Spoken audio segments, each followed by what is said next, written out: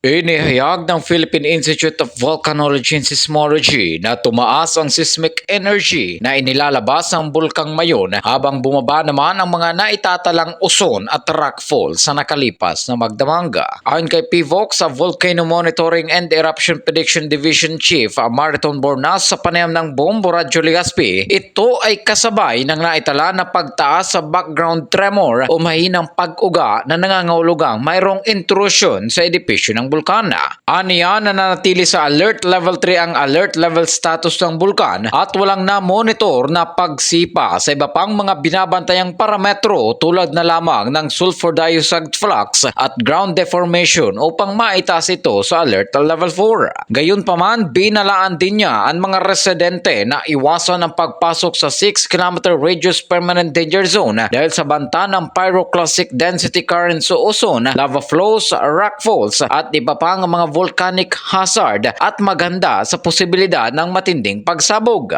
Sinabi ng opisyal na wala silang naitala na volcanic earthquake sa mga nakalipas na araw na nagpapahiwatig na walang bara at malayang nakakalabas ang bagma at volcanic hazard sa lava dome ng bulkana. Nagbabala rin si Bornas sa publiko tungkol sa posibilidad ng maliliit ngunit napakainit naman na lahar sa Miisi, Bunga at Basud Galis kung sakaling magkaroon ng malakas na pag-ulan sa summit ng Bulkang Mayon.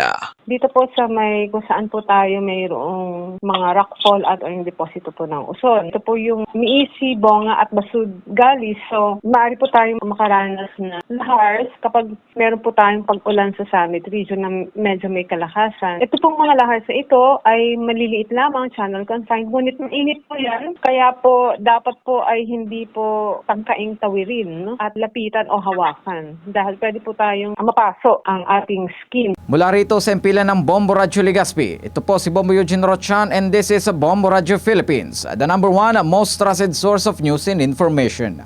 Basta Radyo, Bombo!